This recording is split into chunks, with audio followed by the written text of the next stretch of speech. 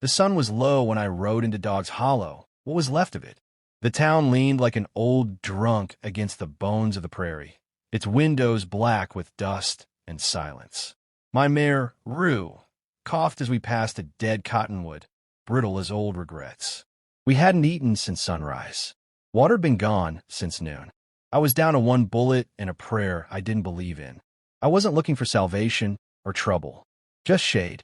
The saloon still stood, half shuttered, paint peeling off in scabs. But I heard music, fiddle strings, sour with too much drink, laughter too loud for a dying town. That kind of noise doesn't come natural when your neighbors are starving. Rue snorted at the post. I swung down and tied her loose. She was too tired to wander. I felt the same. The double doors creaked when I pushed in, and the music wavered just a breath. Then someone turned the fiddle louder. Inside, the air was thick with smoke and the sour stench of old whiskey. A crowd of men stood in a half-circle near the piano, shoulder to shoulder, boots stomping, voices barking wagers. One of them slapped a coin onto the bar and hooted. Behind the piano, two girls were chained to an upright beam. One stood with her jaw locked, eyes level. The other crouched, trembling, her arms wrapped around her knees. I didn't move. My boots stayed just over the threshold, but my hand drifted close to my coat. The one standing couldn't have been more than 17, maybe 18. Her dress was torn but clean, like she'd fought to keep her dignity. Dirt streaked her cheek, but her chin was up. She met my gaze and didn't blink. She didn't look scared. She looked done, like someone waiting for the next wound and daring it to matter. The other one, barely a girl, was smaller, maybe 14. Her face was hidden, hair tangled. She whimpered once when a man tossed a bottle near her feet and it shattered. "What's this then?" a voice called out. It came from a tall man near the piano, gray coat, wide hat, silver star pinned upside down to mock the law. "We got us a buyer, maybe?" The crowd laughed. Real ugly. I stepped in. My boots echoed on warped floorboards. Nobody stopped me. Not yet. "Name's Royce Minton," the man said, bowing low, like it was a joke we'd all agreed to. "Auctioneer, lawman, philosopher. And you? Stranger? Looking for a wedding or just a drink?" I didn't answer. My eyes were on the girls. Royce followed my stare. "Ah, twins of tragedy. Pretty pair, ain't they? Spoils of circumstance. Town sheriff didn't want to share, so we hung him. Fair's fair." He spread his arms, basking in their laughter. My voice came quiet. "What's the price?" Royce grinned, crooked and yellow. "You serious? Most folks pay to watch. You want to take him home?" I reached into my coat and pulled out what I had. 3 gold coins. Heavy ones. Tossed them one by one onto the bar. They rang louder than the music. "Both," I said. Royce blinked, then let out a slow whistle. "Well now, a man of means. What do we call you?" "Don't." That brought silence. A thick one. He scratched his chin, then nodded to a man near the door. "Go on. Unchain him. Let the gentleman collect his purchase." The man hesitated. Royce turned his head real slow, and the man moved faster. The older girl stepped forward when the chain dropped. She didn't look at Royce, just walked to my side. The younger followed, her small fingers clutching the back of her sister's dress. I turned, and no one stopped me. Not a breath moved, but I felt the weight of Royce's smile on my back like a rifle. We walked out into the amber dusk. Rue stamped and shook her mane. The girl stood still while I lifted my canteen and handed it to the younger. She drank like she'd forgotten how. The older one spoke, her voice like gravel, softened by rain. "What?" I looked at her. She didn't ask with tears, just a bare bone of question. Like maybe the answer might be worse than silence. "Didn't sit right," I said. She nodded once. We rode out slow. I didn't ask where they were from. I didn't ask names. I figured they'd tell me if they wanted to. For now, it was enough that we were leaving. But I knew Royce Minton wasn't done. That kind of man don't let go easy. He grins while you're walking and waits till your back's turned. And me? I just bought 2 reasons to stay alive. The prairie stretched out before us, long and mean, painted in dusk. The wind shifted west, brushing over the dry sage and whispering like it had something cruel to say. Behind us, Dog's Hollow shrank into a memory. Ahead was nothing, and nothing was safer, for now. The older girl rode, quiet behind me, her arms loose around my waist, not trusting me, but too worn to fight. The younger sat curled against her sister on the back of Rue. Their weight estrained the old mare bore without complaint.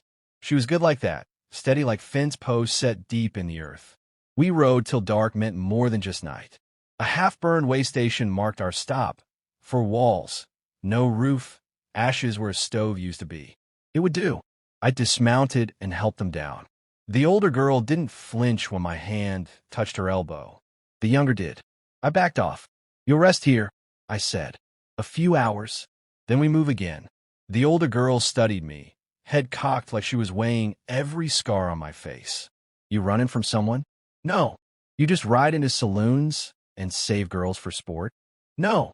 She stared another second, then helped her sister inside. I gathered dry brush and lit a small fire. The glow caught the edge of her face, sharp bones, stubborn mouth. Her dress was torn at the sleeve, blood crusted at the seam. I took off my coat and set it beside her. She didn't thank me, but she draped it over her sister's shoulders. "Got names?" I asked after a while. She hesitated. Then, Clemency. That's Unia. The names settled heavy between us. "You from that town?" I asked. "No one's from Dog's Hollow. People go there to disappear or die." Unia stirred and clung to Clemency's arm. The fire cracked. I let silence sit for a while before I spoke again. "What happened?" Clemency's jaw worked like she was chewing on words that didn't want to be said. "Our wagon was headed for Rainpost. Pa had work lined up. 3 days out, Royce and his men came. Took our horses. Said we were trespassing on claimed land. Shot 'em off first. Made Pa watch. I didn't ask for more. Didn't need to. They dragged us back," she said, voice low. "Sheriff tried to stop him. Royce put a bullet in his throat in front of the whole town. Nobody moved. They called it justice." I nodded once, slow. "That tracks. You gonna ask if I'm lying?" "No." She squinted at me. "You were law once, weren't you?" The words stirred something buried. "A long time ago." "Why'd you stop?" I didn't answer. I fed the fire instead. Clemency watched me. "I don't need saving," she said. "We're not broken. You didn't buy us, no matter what Royce said." I didn't think I had. She tilted her head, just a little, like she might believe me, then turned back to Unia, who was already dozing, the coat pulled high up to her chin. The night deepened. Coyotes yipped far off, and the wind carried dust across the plains. I stayed up while they slept, rifle across my knees, eyes on the dark. My side itched where an old scar ran. Thin reminder of a promise I'd failed to keep. Once there was a girl who trusted me to protect her. A younger me, full of answers and arrogance. I lost her to fire and ash, and ever since, I'd carried that weight in my boots. Every mile I rode was a penance. Every silence, a kind of prayer. Sometime before dawn, I saw it, distant torchlight on the ridge, moving slow. Not many. Maybe 3 riders. They were watching, measuring distance, maybe waiting for daylight. Royce wasn't done. I stood and walked to the edge of the firelight. Clemency stirred. "They followin'?" she asked, already knowing. "Looks that way." She nodded, tight-lipped. "You scared?" She shook her head. "I'm tired." I passed her the canteen. We moved before the sun rises.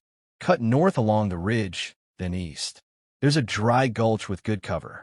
We'll rest there. And then, I figure out as I go. She looked at me for a long time, then said, "You got a name?" I thought about lying, but something in her eyes said she'd know. "Boaz."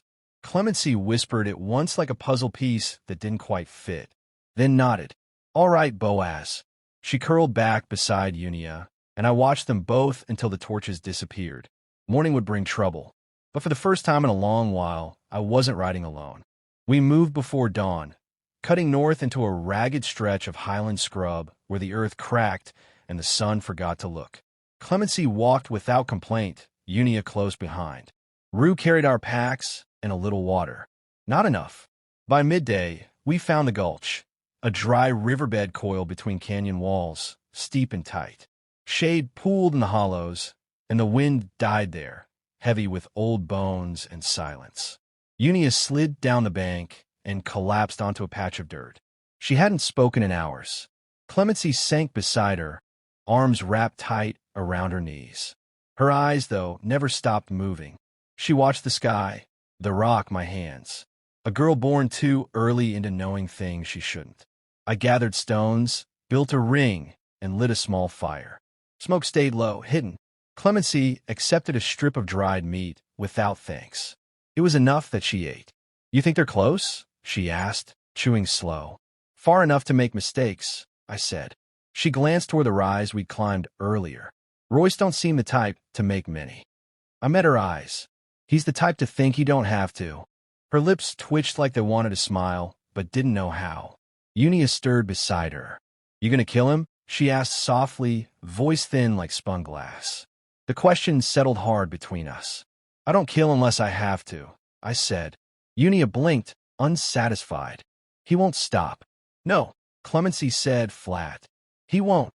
I leaned back against a boulder and closed my eyes, the rifle resting across my lap. For a moment, I listened, not to threats, but to the breath of the land around us. Buzzards overhead, wind through mesquite, the scrape of Clemency sharpening a stick into a point. Quiet, but not peace. "Why'd you stop wearing the badge?" she asked. I didn't open my eyes. It stopped meaning anything. "That's not an answer." I sighed. "I wore it in a town called Glory Ridge. Thought I could make things better. One winter, we found a girl taken by rustlers. I brought her back, and the townsfolk, they weren't happy. Thought she was tainted, ruined. Their word, not mine." Clemency didn't interrupt. "They hanged her. Said it was God's law. I tried to stop it. Sheriff turned his back. So I burned their courthouse and walked away." A long silence.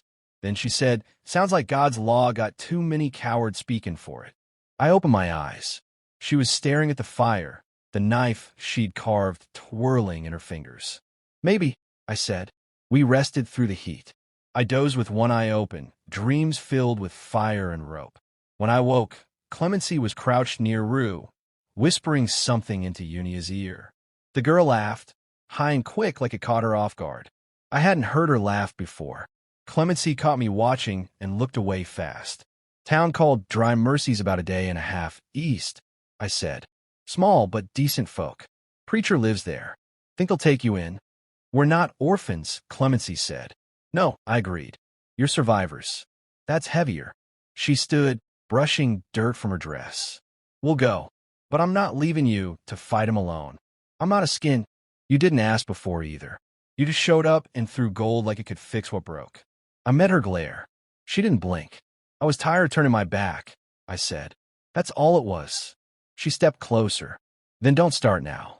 Unia had picked a wildflower, wilted but stubborn, and offered it to me. I took it careful, petals bruised at the edges, but still whole. "You're both stronger than most men I've met," I said. Clemency gave me a look I couldn't quite read. "That's 'cause we had no choice." We moved again at dusk. The sky turned copper, then bruised purple. I kept to the rock walls, watching for silhouettes. Royce wouldn't wait long. Men like him need to remind the world they're in charge before it forgets. We made camp light that night. No fire, just stars and cold. I gave her a pat and checked her hooves. She was flagging. We all were. Clemency sat beside me as I loaded my rifle. "You think we'll make it to Dry Mercy?" she asked. "Not sure," I said. She nodded. "You gonna teach me to shoot?" I looked at her. "Why?" "Because he'll come. And if you fall, I'm not letting him take Unia." I studied her face, worn thin but carved from iron. I handed her the rifle. "Safety's here," I said. "Trigger's light. Don't shoot unless your feet are steady." She took it like it weighed nothing, raised it, sighted down the barrel, then lowered it slow. "You aim different when you've been hunted," she said. I didn't argue. The night crawled on. Coyotes sang a long, lonesome song. Clemency leaned back against a rock, Unia tucked beside her. I kept watch, and, for a moment, I let myself believe we might get through this. Might ride into Dry Mercy with stories behind us and a softer road ahead. But the wind changed, and with it came hoofbeats. The hoofbeats came slow, deliberate, like Royce wanted us to hear every inch he gained. I moved to the edge of camp and knelt behind a cluster of stone. Clemency was already crouched, rifle balanced against her shoulder. Her hands didn't shake. Unia didn't wake. That girl could sleep through thunder if she had clemency beside her. Dust rose in the moonlight, casting long shadows ahead of the riders. 3 of them, just as I guessed. Royce up front, a lantern hanging from his saddle horn like he fancied himself a judge riding out to pass sentence. The other 2 flanked him, rifles in hand, eyes sharp. I raised a hand and motioned for clemency to stay low. They stopped just outside the gulch, their horses shifting uneasy in the narrow dark. Royce's voice rolled over the ridge, smooth as a river stone. "Boaz, are you down there?" I stood. "No point hiding now. It is. Didn't figure you'd run off with my merchandise. Don't seem your style." I stepped forward enough of the moon to find my face. "They ain't yours, Royce. Never were." He chuckled, slow and mean. "Everything in that town's mine. Ask anyone left breathing." Clemency rose beside me. "That why you shot our ma?" His voice stiffened. She drew first. She was reaching for her daughter. Royce turned to his men, lips curled. "You hear that? Now they think they're a story." "I ain't a skin for justice," I said. "I'm just telling you we're not going back." Royce shifted in his saddle, lantern swinging. "Well, see, that's the trouble. I can't let you leave. You walk out of here with them girls, folks might start thinking they've got a choice." He reached for his rifle. That was his mistake. Clemency didn't wait. Her shot rang out sharp and true, shattering the lantern and lighting the whole ridge in a burst of fire and oil. Royce's horse screamed and reared, throwing him hard against the rocks.